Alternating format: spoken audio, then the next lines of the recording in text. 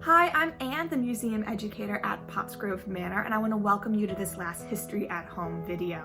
Now, often with the new year coming, we get inspired to get or create something new. And so in this video, I'm going to teach you about how I constructed an 18th century women's jacket.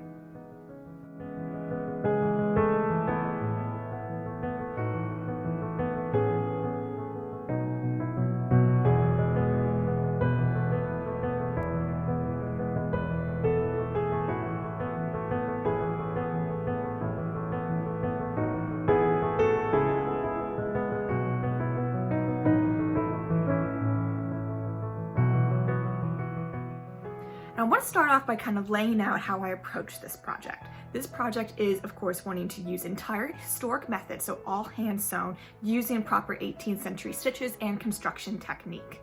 I am starting off from a pattern to help kind of create my pieces. I'm using the J.P. Ryan pattern, which is a great pattern to start from because it does kind of have several different jacket models that you can use, so it's really great for an investment if you want to have several different ones. And a lot of them are modeled off right 18th century existent pieces and collections, and often ones you can see in images too. And they do use like the proper kind of shapes, but the construction techniques I'm kind of modifying so that they are entirely hand sewn using ones that you can see in existent or extant garments. I am using stuff that I've been researching through a lot of different museum collections about how they've done the lining, the seams, how the sleeves are attached, and a lot of useful material has come from Costume Close-Up, which examines some of the materials in the Colonial Williamsburg collection, as well as Fitting and Proper, which goes through the Chester County Historical Society collection. And of course, there are resources that you can find as you've been browsing online. I did start off making a mock-up from the original pattern so I know how that fit my model, and it actually fit really well. I didn't really need to add seam allowance. The only alteration I really had to do was add some length to the sleeves. From there, I was able to then get our fabric, which was a deep, rich forest green wool, and our lining, which is a 5.3 ounce linen, both very common fabrics for the 18th century. Once they were laid out nice and even, folded over, I was able to pin the pattern pieces on. And again, I knew where I needed to add seam allowance and where I didn't. For most of the pieces, I didn't need to add seam allowance, and so I was able to just pin them and then trace them in a chalk.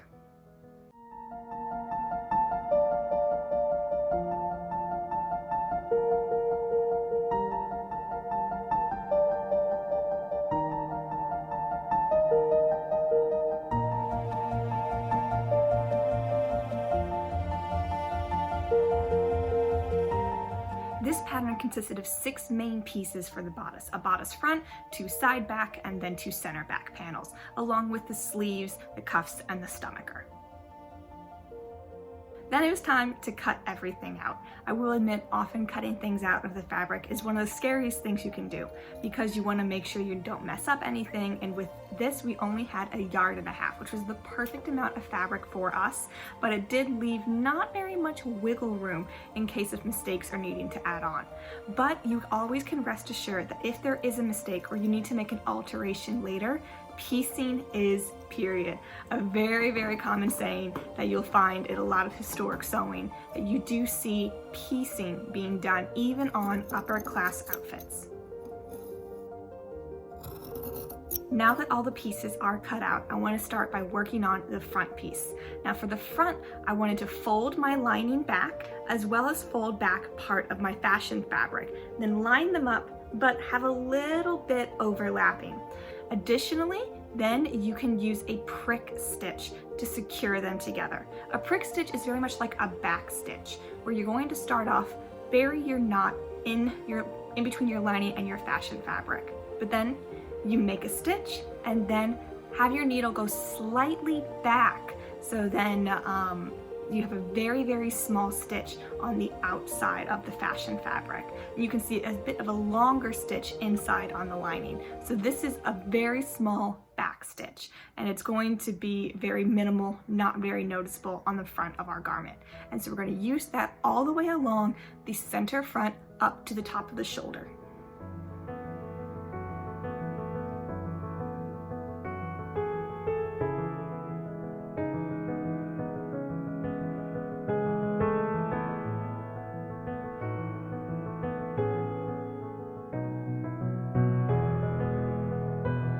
Now that our front seam is done, we're going to work on the rest of the interior seams. You need to start by basting all your pieces together. And then once they're basted, it's time to do the English stitch. All right, now we have our center back pieces with our lining basted down so that we just have that little bit of the edge showing right through. A little bit of the edge. So we're gonna place our back two pieces right sides together so that our center back seam lines up all nice and even. So we have the folded lining on one. So we have the folded lining on one, piece one, the other back, lining folded. So they make a nice little sandwich. Reaching down to the end, we'll grab our needle and thread. And with the tail already knotted off, we'll just kind of bury it. We'll bury it in the lining. I like to do a little bit up so that I can have space when I'm going to hem it. And then here's our English stitch. Now there's several different ways that you see an English stitch. I want the strongest one for our back. So we are going to take our needle, go through the lining, all four pieces, and catch the lining on the other side. My needle also faces slightly upwards. So pull it all the way through. And then on the way back, once again, I'm gonna go all the way through all of our pieces. Now, sometimes you do see ones where you don't pick up a lining, whether that be you start before a lining and catch those three, or you do this lining but don't catch the edge. I'm doing the one that I learned to do the strongest by going through all the layers. And we're just getting that little top piece, and we are trying to make nice small stitches back and forth. Make a nice, pretty strong seam. And what I love about this is that we are finishing 4 edges here, as well as getting our nice, strong center back seam. And of course, if you really want your edges to lie flat, this will give you a little bit of a bubble for the inside seam. You could certainly do a different technique and might fell down the lining edges around. But here in my 18th century style, I'm treating all of our lining pieces and the fashion fabric as essentially one piece. And here I'm saving so much time by doing all 4 of these edges with this one single stitch. And it's actually quite a fun little stitch to do. So I'm gonna keep going, and then once I'm done, I can pull out my basting and I will have a nice, wonderful center back seam. Here we can see all of our center back pieces are still basted together, but our English stitch is holding them together. Here you can see that it does have that little bit of the raised edge and very, very tiny English stitches. And so now we have basically an entire bodice that's all constructed together. Now we can see here that front with our prick stitches, very minimal stitching, very nice, clean aesthetic. So here, from the outside of our jacket, it's really starting to come together. And our 18th century techniques have saved us a lot of time by finishing all those raw edges and a seam in one stitch. Now it's time to move on to sleeves. As I mentioned, the sleeves are really the one place I needed to add a little bit of length, so I made them a little bit longer to be able to fit around my model's arm. And so sleeves can be tricky. A lot of people like to call them sleevels because they're evil, but I actually think our 18th century construction techniques really help make sleeves very manageable to do. And again, they're not really concerned about hiding stitches. And so we're actually using a lot of times our stitches to create a visual interest in our garments. And if you can't fit the sleeve to your model, which is something you often want to do, I'm going to illustrate a way that you can kind of help make sure that you can do it on yourself to make sure your jacket fits pretty well.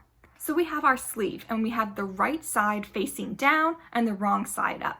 Making sure it's nice and flat, we're just gonna add our lining on top, making sure that all of our edges meet. Now, it doesn't have to be perfect for this. Now once everything's met, along the bottom, if you want, you can go ahead and cut away a little bit to help reduce bulk when you're finishing the sleeve, but you just want to fold that lining over so that it meets the other side, and then baste. So you're going to baste together the lining as well as that one side. So you can see that here, that our edges are all basted together.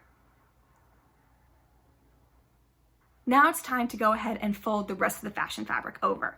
So what I like to do is kind of move it towards the center and then finger press it down so that the basted edge is now kind of laying flat.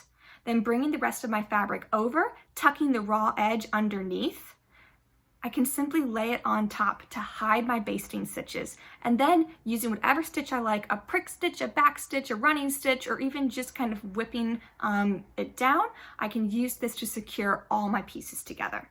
So I'm going to go ahead and pin it in place and then be able to do my stitching to hold it all securely.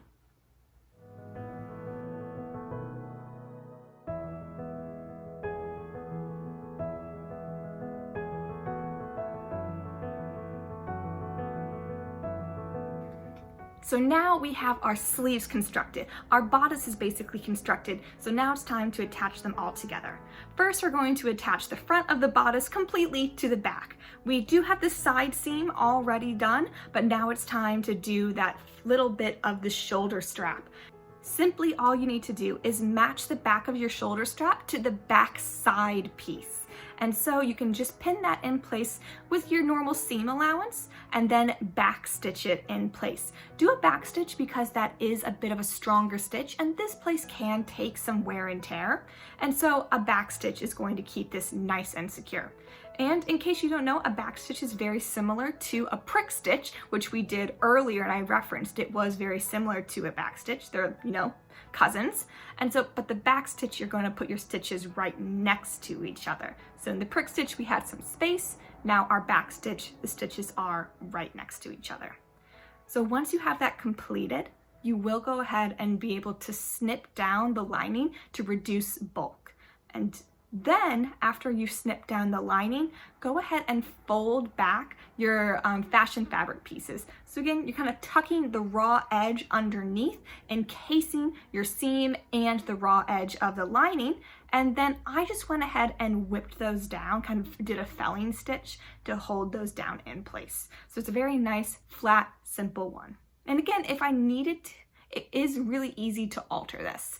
If for any reason we needed to alter it down the road, here's a stitch that's really relatively easy to be able to access that extra material we have in there. So now it's time to connect our sleeves. And if you're at home by yourself, a really fast, simple thing you can do is having the right sides all out, go ahead and take that sleeve and just kind of put it on where you would have it, and then mark the very top of it with a pin. And then get the rest of your jacket on as well and find the top part of that. Now again, this jacket isn't being made for me, so I'm able to do a little bit of adjusting, just making sure that everything's gonna fit, and my jacket sleeve needs to fit smoothly inside the arm side. Now here in the 18th century, and this is really laid out in costume close-up, these jackets are being fitted to someone's body, and so it makes this sleeve attachment makes a lot of sense. All you need to do is make sure that your fashion fabric and your lining are folded under, and then pull it over the edge of your bodice and then pin it down. So it makes a lot of sense if you were going to fit that sleeve to yourself and then pin it. And then do a back stitch or a prick stitch that's visible from the outside. And so it's actually a great little detail on your sleeve, and you go through either all the layers of fabric or through the fashion fabric lining and the fashion fabric of the bodice. So there you have a really nice, simple sleeve attached.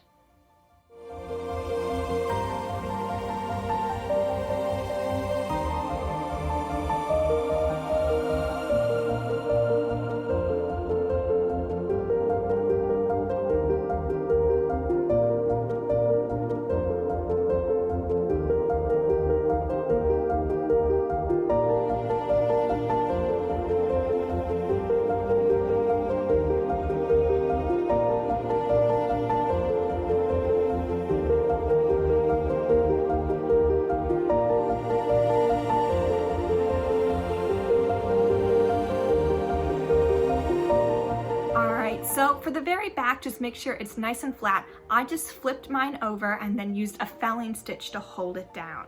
Very simple, straightforward, and you know, it looks very nice from the back. Again, I wanted to make sure I was only really catching the lining of the fabric, so here it's nice and simple. You can still kind of see, because I clearly still need to iron this jacket before presenting it to its new owner, but it does a nice straight across look.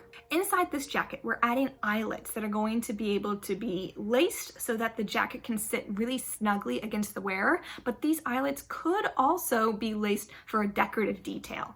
And so I have a piece of just scrap fabric that was actually cut along the selvage. And so nice strong piece. All I'm gonna do is stitch across the top and the bottom, turn it inside out. Then I'm gonna use an awl to create eyelets, and they don't need to be pretty. They just need to get the job done. And so using a thread to whip around, and then you can even see on the back that you don't need to cut in between every eyelet. You can just go from eyelet to eyelet as much as you can.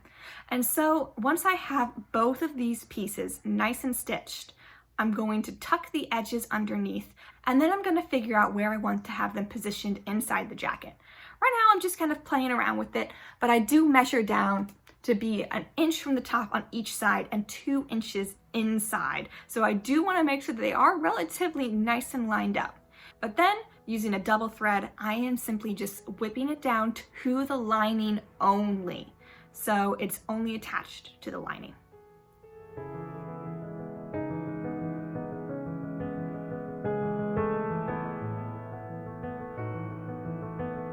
Now for the cuffs, a fun part to kind of add some pizzazz to this jacket.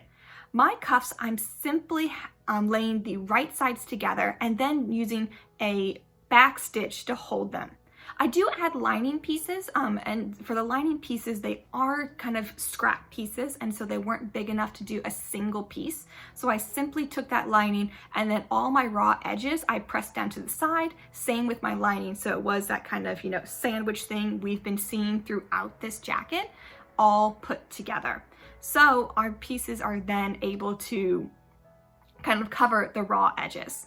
I decided to make these into flying cuffs, so they weren't attached to the very back of the sleeve. I folded them once and then pinned them where they felt nicely kind of in the crook of the arm, and so then the back bit is nice and loose, so they have a nice pretty effect. If the wearer of this jacket ends up not liking these cuffs, they're easily removable, or if they want to tack down the back, again, very simple to do. Now the jacket is all put together, but we still need one last piece, which is the stomacher.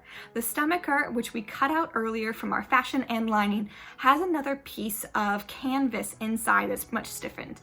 Sometimes you do see buckram being used or even boning in these, but we're planning on pinning this straight to the stays, and so that's going to provide support.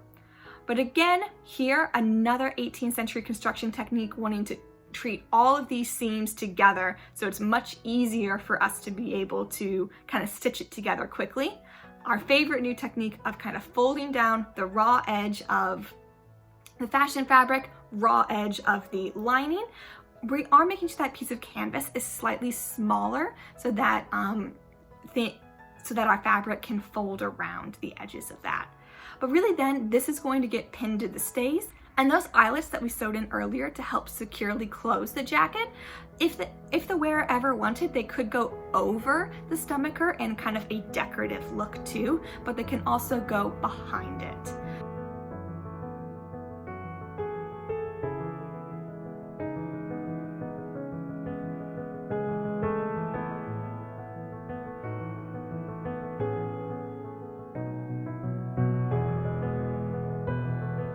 And now it's time to send it off and hope that she enjoys wearing her 18th century jacket.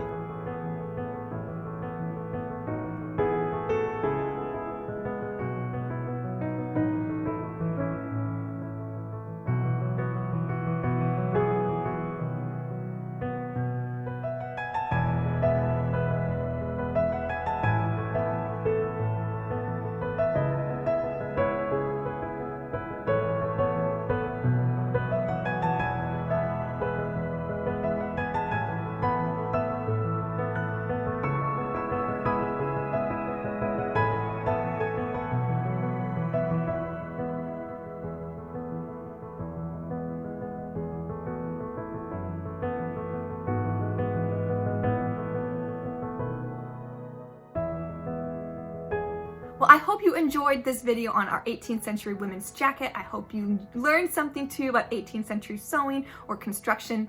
You know, we always want to make sure our clothing is as accurate and as well constructed as we can make it. You know, it's a really fabulous teaching tool, and it helps us really get into the mindset of the people who wore this clothing as well as the people who made it. And so making the best we can and historically accurate is something we absolutely strive for at Pottsgrove Manor. So if you have questions, we'd love to hear them, answer them if we can, and we really look forward to seeing what you create as well. From all of us at Pottsgrove Manor, thank you so much for watching this last History at Home video, and we look forward to seeing you fabulously dressed at Pottsgrove Manor very soon.